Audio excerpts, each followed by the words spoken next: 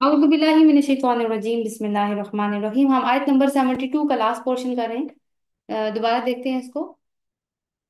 इन्नहु मन युशरिक बिल्लाहि फक़द हर्रम अल्लाहु अलैहिल जन्नत व मअवाहुन नार व मा लिज़ालिमीन मिन अंसार।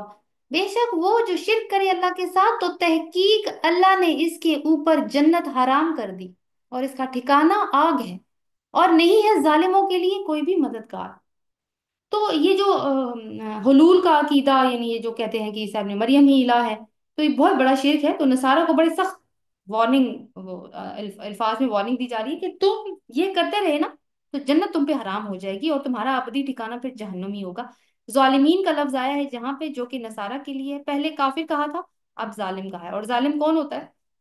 जो हक में कमी करता है। और हक में क्या कमी है? अल्लाह के हक में क्या कमी है कि उसके साथ किसी को शरीक ठहराया जाए, उसको वादा शरीक ना माना जाए। ये अल्लाह के हक में सबसे बड़ी कमी है। और कुरान क्या कहता है? इन्न शिरका लज़ुल्मुन अज़ीम, बेशक शिरक बहुत बड़ा जुल्म है। तो जो शिरक करते हैं वही जालिम है। और अल्लाह ताला कहते हैं फिर इनकी कोई मददगार नहीं होने वाला है इनका। जब इनको जहन्नुम में फेंक दिया जाएगा, जाहिर है मुसीबत में तो सब मदद के लिए पुकारते हैं, फिर कोई मदद नहीं आएगी। आयत नंबर 73। लक़द कफ़र लदीन क़ालू इन्नल्लाह सालिसु सलासा। अलबत्ता तहकीक कुफर किया इन लोगों ने जिन्होंने कहा था कि बेशक अल्लाह तीन का तीसरा है। वमा मिन इलाहिन इल्ला इलाहु वाहिद, और नहीं है कोई इलाह मगर इलाह एक ही। तो यहाँ पे आप देखें कि अकीदा तसलीस की बात हुई। इसको हम थोड़ा सूरह आले इमरान में इसके ऊपर आमतौर पे थोड़ी सी गुफ्तगू हुई थी, निसा में कुछ तफसीली बात भी हुई थी। अल्लाह जो कायनात का तन्हा खालिक व मालिक है, वाहदहु ला शरीक है, लेकिन इन जालिमों ने उसकी खुदाई को तीन हिस्सों में बांट दिया और इन तीन हिस्सों में अल्लाह को तीसरे दर्जे का मालिक बनाया है। और हजरत ईसा अलैहि सलाम के इस कौल को झुटला दिया। कौन सा? कि अल्लाह रब्बी व रब्बुकुम, कि अल्लाह मेरा रब भी है और तुम्हारा रब भी है। तो इसके ऊपर कि ये अकायद इनके अंदर, इससे पहले कि हम थोड़ा सा आगे चलें, अगली आयत को देखें कि कैसे ये अकायद इनके अंदर शामिल हुए। तो मैं आपके सामने ना तफहीमुल कुरान से एक आर्टिकल है वहां पे, जो कि एक इंसाइक्लोपीडिया है, सबसे पुरानी इंसाइक्लोपीडिया है। उसको कहते हैं बटानिका। बटानिका की जो इंसाइक्लोपीडिया है उसके 14वें एडिशन में, यानी इसके डिफरेंट एडिशन भी आते रहते हैं और अभी तक आते हैं।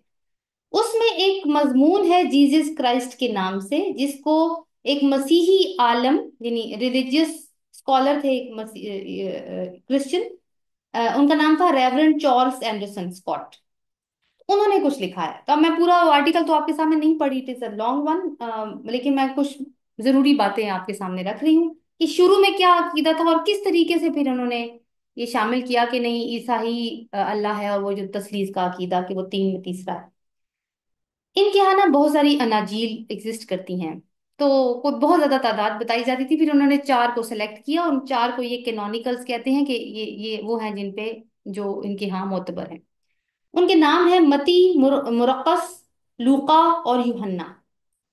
तो पहली तीन इंजीलों में वो राइटर लिखता है कि पहली तीन इंजीलों, यानी मत्ती, मती जिसको सेंट मैथ्यूज कहते हैं, मुरक्कस और लूका में कोई ऐसी चीज नहीं है जिससे ये गुमान किया जा सकता हो कि इन इंजीलों के लिखने वाले ईसा अलैहिस्सलाम को इंसान के सिवा कुछ और भी समझते थे। उनकी निगाह में वो एक इंसान था, एक ऐसा इंसान जो खास तौर पर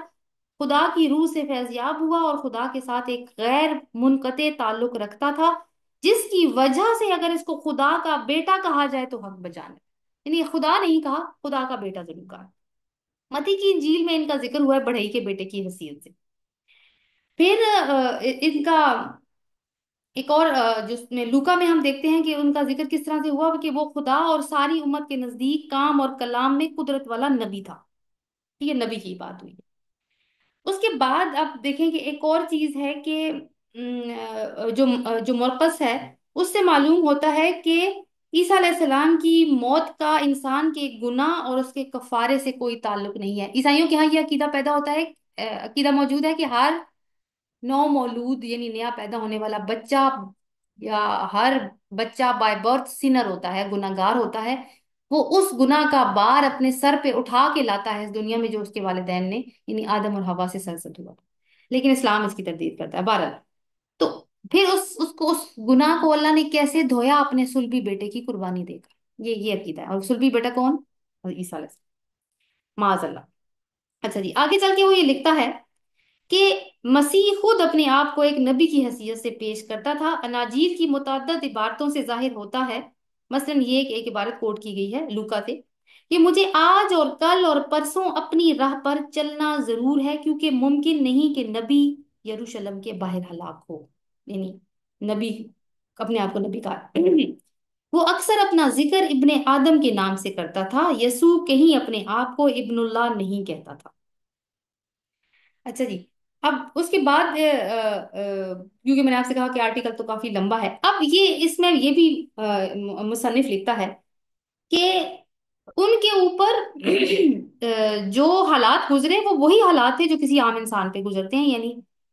پیدا ہونا، پھر بچپن سے جوانی تک کا ایک فطری طور پر ایک جسمانی اور ذہنی نشو و نما کے مدارس سے گزرنا، بھوک لگتی تھی ان کو، پیاس لگتی تھی، تھکتے تھے، سوتے تھے، حیرت میں مبتلا ہوتے تھے، دکھ اٹھایا، مرا، انہوں نے یہ سب کچھ لکھا۔ تو اس کے بعد انہوں نے یہ لکھا کہ پھر مسیح کو قادر مطلق سمجھنے کی گنجائش تو انجیلوں میں اور بھی کم ہے، کہیں اس بات کا اشارہ تک نہیں ملتا کہ وہ خدا سے بے نیاز ہو کر خود مختارانہ کام کرتا تھا۔ اس کے برعکس وہ بار بار دعا مانگنے کی عادت سے اور اس قسم کے الفاظ سے کہ یہ چیز دعا کے سوا کسی اور ذریعے سے نہیں ٹل سکتی، اس بات کا صاف اقرار ہے کہ اس کی ذات اللہ کے اوپر کتنی زیادہ منحصر تھی۔ تو یہ تو پتہ چل گیا کہ انجیلوں میں کہیں پہ بھی مینشن نہیں ہے کہ اس نے اپنے آپ کو خدا کہا۔ ہاں لیکن ایک چیز ہے کہ خدا کا بیٹا وہ کہیں کہیں آیا، نظر آیا۔ اس کے بعد یہی مصنف لکھتا ہے کہ وہ سینٹ پال تھا، سینٹ پال، جس نے اعلان کیا کہ واقعہ رفع کے بعد، واقعہ رفع کون سا ہے؟ جب عیسیٰ علیہ السلام کو اللہ تعالیٰ نے اٹھا لیا آسمانوں پہ، تو ان کے ہاں تو اس کے بھی مختلف عقیدے ہیں نا، بہرحال وہ بھی ہم ڈسکس کر چکے ہیں۔ تو ان کے خیال میں کہ واقعہ رفع کے بعد وہ جیسے بھی ہوا، اسی فعل رفع کے ذریعے عیسیٰ علیہ السلام پورے اختیارات کے ساتھ ابن اللہ کے مرتبے پر فائز ہو گیا۔ تو ابن اللہ کا جو لفظ جو ہے نا وہ استعمال کیا، خدا کا اپنا بیٹا کہہ کر مخاطب کیا سینٹ پال نے اس کو۔ اب یہ ہے کہ اس میں بھی تھوڑی کنفیوژن ہے کہ وہ کوئی اور گروہ تھا یا وہ کس نے کیا تھا۔ بہرحال اس رائٹر نے یہ لکھا ہے کہ بلا شبہ وہ سینٹ پال ہی تھا جس نے اس چیز کو پورے اپنے میننگ فل انداز میں بولنا شروع کیا، اور اس نے اللہ تعالیٰ کی جو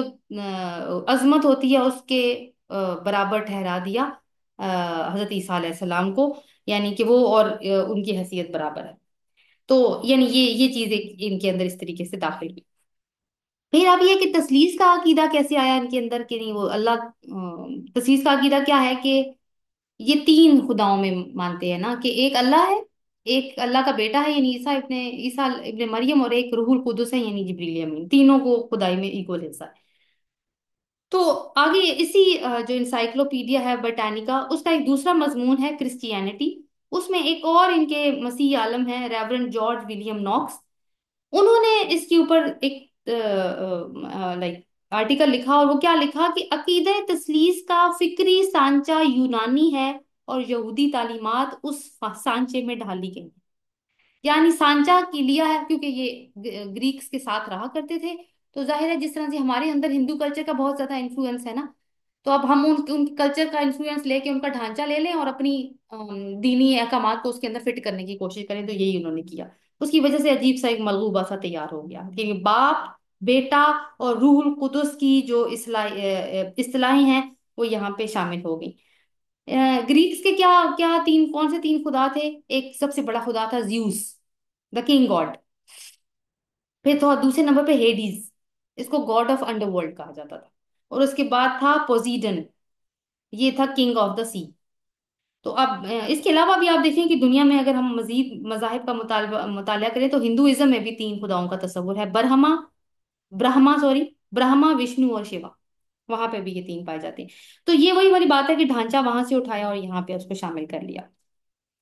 اب اس سلسلے میں ایک اور مضمون ہے اسی انسائکلوپیڈیا میں، چرچ ہسٹری کے نام سے، اس کے اندر سے میں کچھ آپ کو پڑھ کے سنا رہی ہوں کہ تیسری صدی عیسوی کے خاتمے سے پہلے بکثرت تعداد عیسائیوں کی ایسی تھی جو مسیح کی الوہیت کے قائل نہیں تھے، یعنی وہ اس بات کے قائل نہیں تھے کہ مسیح جو ہے وہ خدا ہے۔ چوتھی صدی میں اس مسئلے پر سخت بحثیں چھڑی جس سے کلیسا کی بنیادیں ہل گئیں۔ آخرکار 325 عیسوی میں نیکیا کی کونسل نے الوہیت مسیح کو باضابطہ سرکاری طور پر اصلی مسیحی عقیدہ قرار دیا اور اسے مرتب کر دیا۔ نیکیا میں ان کی کونسلز ہوتی ہیں ہر سال نا، یعنی یہ ملا کرتے تھے سارے عالم ان کے، اور اس کے اوپر نا کچھ ڈسکشنز ان کی اسی لیول کو لے کے ہوتی تھیں، یعنی ریلیجیس ڈسکشنز۔ تو 325 میں نیکیا ایک علاقہ ہے، وہاں پہ ان کی کونسل منعقد ہوئی، تو اس میں انہوں نے سرکاری طور پر یہ کہہ دیا کہ مسیح ہی خدا ہے۔ اگرچہ اس کے کچھ بعد بھی کچھ مدت تک جھگڑا چلتا رہا، لیکن آخر کار فتح نیکیا ہی کے فیصلے کی ہوئی، جسے مشرق اور مغرب میں اس حیثیت سے تسلیم کر لیا گیا کہ صحیح العقیدہ عیسائیوں کا ایمان اسی پر ہونا چاہیے۔ بیٹے کی الوہیت کے ساتھ ساتھ روح کی الوہیت بھی تسلیم کر لی گئی، یعنی ہو گئے نا تین پہ پورے، کہ اللہ تو ہے ہی ہے، بیٹا بھی ہے اور ساتھ میں روح بھی شامل ہے۔ اب یہ ہے کہ اب جب یہ والا عقیدہ اسٹیبلش ہو گیا تو سوالات تو اس کے اوپر پھر اٹھتے تھے، تو کچھ سوالات یہ اٹھے کہ مسئلہ یہ پیدا ہوا 4 صدی میں، اور اس کے بعد بھی اس کے اوپر کافی بحث اور مناظرہ جاری رہا۔ مسئلہ یہ تھا کہ اب مسیح جو ہے وہ انسان بھی ہے اور مسیح جو ہے وہ الہ بھی ہے، تو اس کی الوہیت اور انسانیت کے درمیان میں کیا تعلق ہے، یعنی کس طریقے سے یہ دونوں پرسنالٹیز آپس میں کمپرومائز کریں گی، یہ کوشچن تھا۔ تو 451 میں ایک اور کونسل منعقد ہوئی کالسیڈن میں، اس میں اس چیز کا تصفیہ کیا گیا اور کیا بات کی گئی کہ مسیح کی ذات میں دو مکمل طبیعتیں جمع ہیں، ایک الہی طبیعت ہے، دوسری انسانی طبیعت ہے، اور دونوں متحد ہو جانے کے باوجود اپنی جدا جدا خصوصیات بغیر کسی تبدیلی کے برقرار رکھتی ہیں۔ اس کے بعد تیسری کونسل جو قسطنطنیہ میں ہوئی 680 میں، اس میں یہ اضافہ کیا گیا کہ دونوں طبیعتیں اپنی الگ الگ مشیتیں بھی رکھتی ہیں، یعنی بیک وقت وہ دونوں مختلف مشیتوں کا بھی حامل ہے۔ اور اس دوران مغربی کلیسا نے یہ گناہ اور فضل کا جو مسئلہ تھا، اس میں بھی خاص طور پر انہوں نے توجہ دی، اور کافی عرصے تک یہ سوال بھی زیر بحث رہا کہ نجات کے معاملے میں، یعنی جو نجات ہوگی آخر میں، اس میں مسیح کا کتنا رول ہوگا ایز اے ہیومن، اور پھر مسیح کا کتنا رول ہوگا ایز اے گاڈ، تو یہ مسئلہ بھی ایک آ گیا اس میں۔ تو پھر یہ نظریہ اختیار کیا گیا ایک اور کونسل جو اورنج میں ہوئی، کہ جو حضرت آدم علیہ السلام کی غلطی کی وجہ سے ہر انسان اس حالت میں مبتلا ہے کہ وہ نجات کی طرف کوئی قدم نہیں بڑھا سکتا جب تک کہ اس کے اوپر اللہ کا خاص فضل نہ ہو۔ تو وہ فضل کس طرح سے اس کی زندگی میں آئے گا، جب اس کو ایک نئی زندگی ملے گی، اور وہ نئی زندگی کیسے ملے گی؟ بیپٹائز ہو کے۔ بیپٹائز ہونے کا کیا مطلب ہے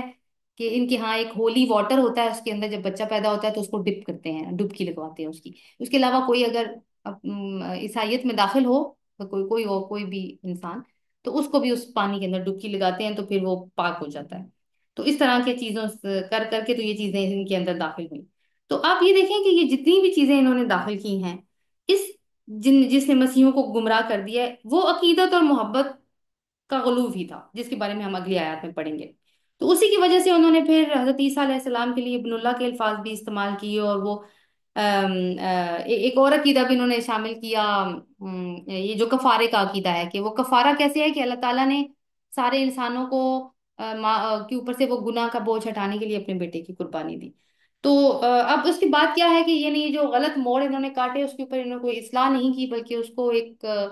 کیونکہ قرآن تو آپ کو پتا ہے عقلی دلائل کے اوپر بات کرتا ہے، تو یہ عقلی دلائل نہیں ہے، پھر وہ کہتے ہیں نہیں عقل کے اوپر اس کا کوئی فیصلہ نہیں ہوگا، جو فیصلے ہو گئے ہیں اسی کے اوپر ہی مان کے بیٹھے۔ تو ابھی بھی جو ہے، ابھی آپ کچھ اگر کرسچن کنورٹس کو دیکھیں، ان کے انٹرویو سنیں، تو آپ کو یہ چیزیں نظر آئیں گی کہ وہ کس قسم کی کنفیوژنس کا شکار تھے، جو کہ ظاہر ہے کہ ہو جاتی ہے کہ ایک خدا بھی ہو اور وہ تین بھی ہوں، تو یہ کس طرح سے ممکن ہے، اور وہ تین ایک بھی ہو۔ اچھا جی، آگے اللہ تعالیٰ کہتے ہیں وَمَا مِنْ إِلَٰهٍ، اب آیت کی طرف واپس آتے ہیں، وَمَا مِنْ إِلَٰهٍ إِلَّا إِلَٰهٌ وَاحِدٌ، اور نہیں ہے کوئی الہ مگر اللہ ایک ہی، یعنی وحدانیت کی بات کی ہے کہ اللہ الہ کون سی ہستی ہوتی ہے جو عبادت کے لائق ہوتی ہے، جس سے محبت بھی کی جاتی ہے۔ آگے دیکھتے ہیں وَإِن لَّمْ يَنْتَهُوا عَمَّا يَقُولُونَ لَيَمَسَّنَّ الَّذِينَ كَفَرُوا مِنْهُمْ عَذَابٌ أَلِيمٌ، اور اگر وہ باز نہ آئے اس سے جو وہ کہتے ہیں، البتہ ضرور پہنچے گا ان کو جنہوں نے کفر کیا ان میں سے دردناک عذاب۔ سورۃ نساء میں ہم نے پڑھا تھا کہ باز آ جاؤ، انتہو خیر لکم، آیت نمبر 171 میں ہم نے پڑھا تھا کہ باز آ جاؤ، یہ تمہارے لیے اچھا ہے، مگر لگتا ہے کہ اس حکم کے بعد تقریباً اب چونکہ المائدہ نازل ہوئی تو 2 سے 3 سال تو گزر چکے تھے، لیکن ایسا معلوم ہوتا ہے کہ انہوں نے اس عقیدے کو نہیں چھوڑا۔ تو یہاں پہ اس ایک الگ طریقے کا انظار نظر آ رہا ہے کہ مضمون حالانکہ ایک ہی ہے کہ اگر باز نہ آئے تو تمہارے قول کی وجہ سے پھر دردناک عذاب ہوگا۔ وہاں دعوت تھی، یہاں دو ٹوک انداز میں دھمکی دی جا رہی ہے۔ 74 دیکھتے ہیں افلا یتوبون الی اللہ ویستغفرون،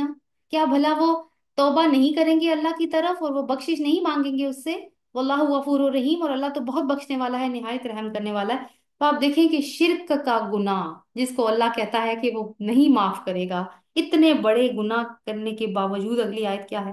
ان کو توبہ اور بخشش مانگنے پر انکریج کیا جا رہا ہے، یعنی توبہ کا دروازہ کھلا ہے، گناہ کر کے احساس ہو جائے تو توبہ کرو اور اللہ سے مغفرت کی درخواست کرو، اللہ تو معاف کرنے والا ہے، اور صرف معاف ہی نہیں کرتا، رحم بھی کرنے والا ہے۔ حالانکہ ہم سورہ نساء میں کیا پڑھ کے آئے ہیں، آیت نمبر 48 میں، ان اللہ لا یغفر ان یشرک بہ ویغفر ما دون ذلک لمن یشاء، کہ بے شک اللہ معاف نہیں کرے گا کہ اس کے ساتھ کسی کو شریک کیا جائے، اور اس کے علاوہ وہ بخش دے گا جس کے لیے وہ جو بھی وہ چاہے گا، یعنی کوئی اور گناہ جو ہے وہ بخش دے گا۔ اب یہاں پہ اللہ تعالیٰ بخشش کی بات کر رہے ہیں، وہاں انہوں نے بخشش کی بات نہیں کی، تو دونوں آیات کو ملائیں تو ایک چیز ہمیں پتہ یہ چلتی ہے، کبیرہ گناہ بھی اللہ بخش دیتا ہے، مگر شرط توبہ کی ہوگی اور اصلاح کرنی ہوگی پھر اپنی، اور توبہ کی شرائط کیا ہے کہ سب سے پہلے اس بات کا احساس ہو کہ غلطی ہوئی ہے مجھ سے، ندامت ہو، پھر خلوص نیت سے اللہ سے معافی مانگی جائے اور پھر گناہ کو چھوڑ دیا جائے، اپنی اصلاح کی جائے اور گناہ کی طرف پہ واپس نہ پلٹا جائے۔ اسلام کے اندر ویسے بھی جو داخل ہو جاتا ہے اس کے پچھلے ریکارڈ رجسٹر جو ہے نا وہ ختم ہو جاتا ہے، نیا ریکارڈ رجسٹر مل جاتا ہے، یعنی پچھلے گناہ معاف ہو جاتے ہیں۔ وحشی کا نام آپ نے سنا ہوگا، جنگ احد میں حضرت حمزہ جو رسول اللہ صلی اللہ علیہ وسلم کے چچا بھی تھے اور دور شریک بھائی بھی، بہت عزیز تھے رسول اللہ صلی اللہ علیہ وسلم کو، ان کو شہید کیا کر دیا گیا تھا وحشی نے، اور پھر ان کی جو باڈی ہے اس کا مسئلہ بھی کیا گیا تھا۔ رسول اللہ صلی اللہ علیہ وسلم بہت غمگین تھے اس بات کو لے کے، یعنی اب فتح مکہ ہو گیا تو وحشی آیا رسول اللہ صلی اللہ علیہ وسلم کے پاس، اب اسلام قبول کر لیا، اس نے کہا میں تو زنا بھی کرتا رہا ہوں، اور میں تو یہ بھی لائک قتل بھی میں نے ناحق کیے ہیں، اور بت پرستی بھی میں کرتا رہا ہوں، تو کیا میں اسلام میں آ گیا تو کیا مجھے معاف کر دیا جائے گا؟ تو رسول اللہ صلی اللہ علیہ وسلم نے کہا ہاں، جو بھی اسلام قبول کر لے اللہ تعالیٰ اس کو معاف کر دیتے ہیں، لیکن بائی دا وے یہ انفارمیشن ہماری لنک تو نہیں کرتی، لیکن رسول اللہ صلی اللہ علیہ وسلم نے پھر اس سے پوچھا کہ تم نے حمزہ کو کیسے قتل کیا تھا، اور پھر کہا کہ ٹھیک ہے تم میرے سامنے مت آنا آئندہ، تم ٹھیک ہے تم اسلام قبول کر لیا تم نے، اللہ تمہیں معاف کر دے، اللہ نے تمہیں معاف کر دیا لیکن میں تمہیں نہیں دیکھ سکوں گا۔ تو اس میں یہ ہے کہ وہ، اور آیا بھی وہ نقاب ڈال کے تھا بہرحال۔ سورت فرقان کی آیت نمبر 70 میں اللہ تعالیٰ ارشاد فرماتے ہیں الا من تاب و آمن و عمل صالحا،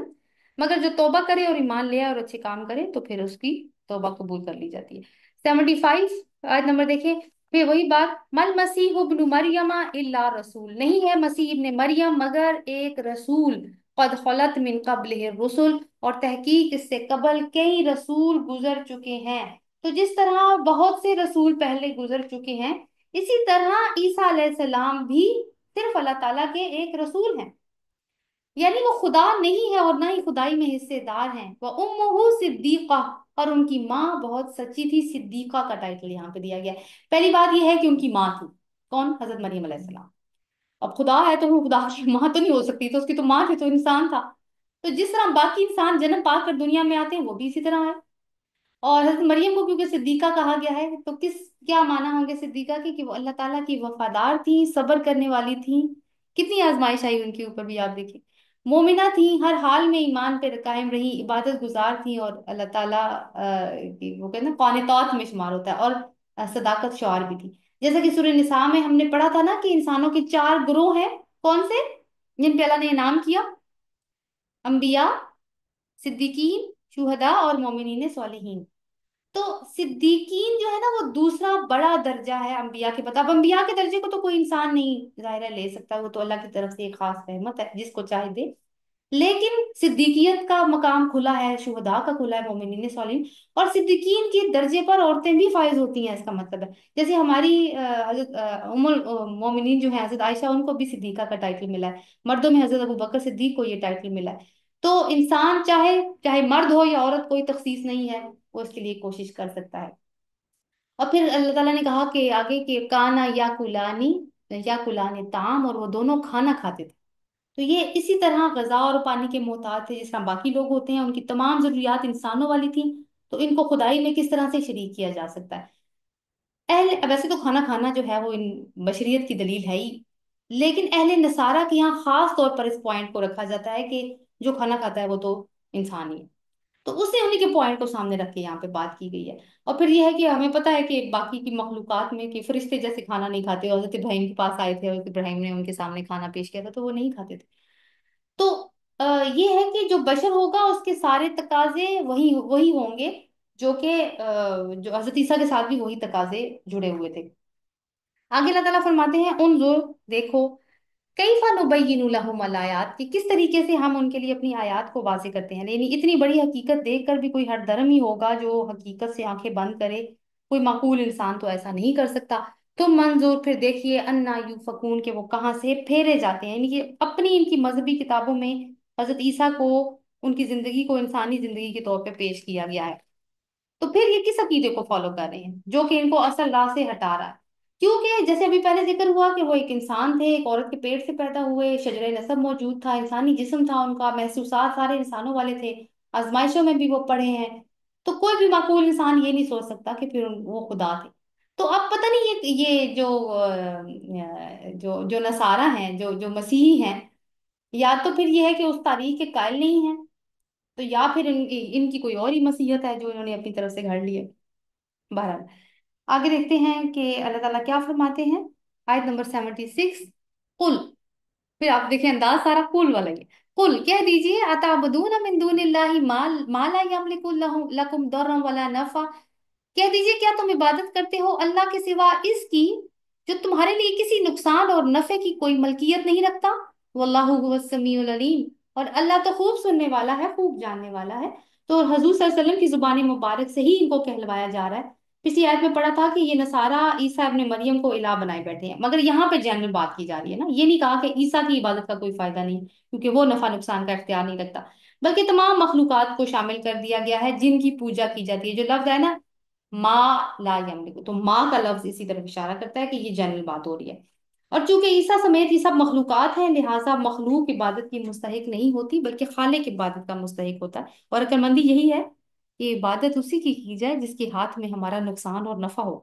واللہ هو السمیع العلیم، اور اللہ تعالیٰ ہے جو خوب زیادہ سننے والا ہے اور جاننے والا ہے، وہ بندوں کی پکار سنتا ہے، ان کی عبادت دیکھتا ہے، ان کے دلوں کے بھیدوں کو جانتا ہے، ان کی اس پکار اور عبادت کے پیچھے کی نیت کیا ہے اس کا بھی اس کو علم ہے، اسی لیے تو وہ عبادت کے لائق ہے۔ جبکہ اس کو چھوڑ کے اگر مخلوق کی عبادت کی جائے تو نہ تو وہ کچھ سنتی ہے، نہ جانتی ہے، نہ ہی دعا کی قبولیت کی طاقت رکھتی ہے۔ آیت نمبر 77،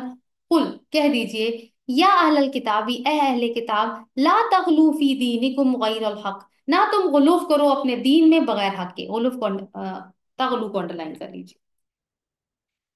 ولا تتبعوا اهواء قوم قد ضلوا من قبل واضلوا كثيرا وضلوا عن سواء السبيل، اور نہ تم ایک قوم کی خواہشات کی پیروی کرو، تحقیق وہ گمراہ ہوئے اس سے پہلے اور انہوں نے کثیر تعداد کو گمراہ ہوا، وہ بھٹک گئے تھے سیدھے راستے سے۔ تو ایک تو بات یہ ہے ان کو منع کی جا رہا ہے کہ غلوف نہ کرو، وہ تو ہم دیکھیں گے کہ غلوف کیا ہوتا ہے، اور دوسری بات یہ ہے کہ تم کسی ایسی قوم کی خواہشات کی پیروی نہ کرو جو خود تو گمراہ ہیں اور انہوں نے بہت ساری قوموں کو گمراہ کیا۔ غلوف کیا ہوتا ہے؟ سورہ نساء کی آیت نمبر 171 میں اس کا تذکرہ گزرا، کسی کی محبت یا نفرت کی وجہ سے اس کے مقام کو بڑھا یا گھٹا دینا، جیسے کہ عیسائیوں نے حضرت عیسیٰ علیہ السلام کی محبت میں اتنا بڑھے کہ ان کو خدا کے درجے پر لے گئے، اور یہودی عیسیٰ علیہ السلام کی نفرت میں اتنا بڑے کہ ان کو نبی تک تسلیم نہیں کیا، ان کو ولد الزنا تک کہا، تو یہ سارا غلوف ہے۔ تو اس کے علاوہ یہ ہے کہ اب غلوف کا نتیجہ کیا نکلا، یہ مسیح کو اللہ کا بیٹا بنا دیا گیا،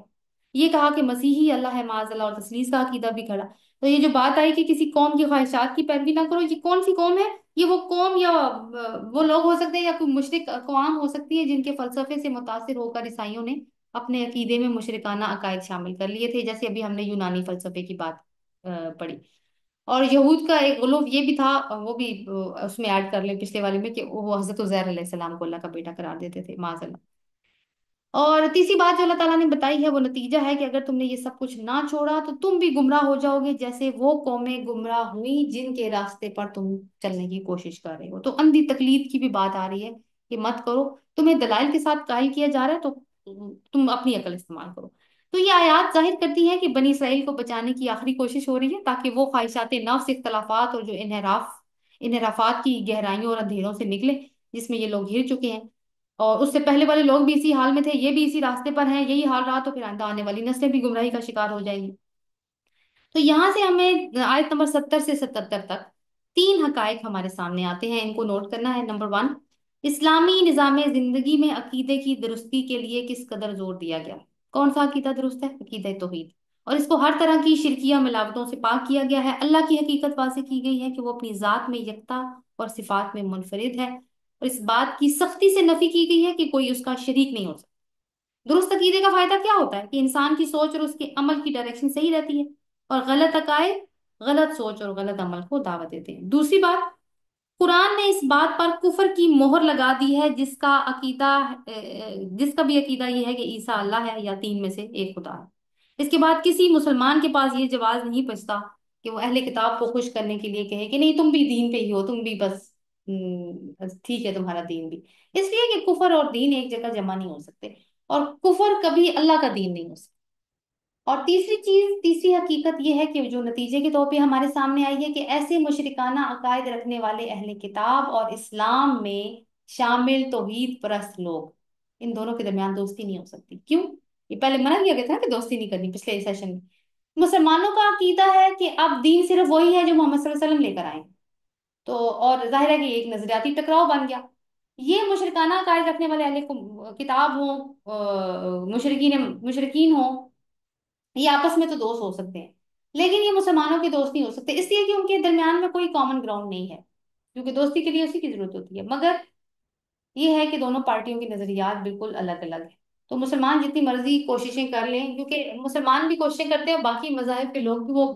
انٹرفیتھ کانفرنسز ہوتی ہیں جس میں تینوں مذاہب کے جو علماء ہیں ان کو بلایا جاتا ہے اور پھر ایک یونٹی پیدا کرنے کی کوشش کی جاتی ہے، لیکن جی جتنی مرضی کوشش کر لیں نہ ہماری تاریخ اس بات کو وہ واضح کرتی ہے، یعنی کوئی ہمیں اپنی تاریخ سے ایویڈنس نہیں ملتا کہ یہ اکٹھے ہو سکتے ہیں ایک جگہ پہ، نہ ہی ہمیں حال میں یہ پتا چل رہا ہے کہ ایسا کچھ ہو سکتا ہے، اور نہ ہی ظاہر ہے کہ مستقبل میں بھی جو چیز چلے گی وہ بھی ایسی ہی چلے گی کہ ان کے درمیان میں کمپرومائز نہیں ہو سکتا۔ تو لہٰذا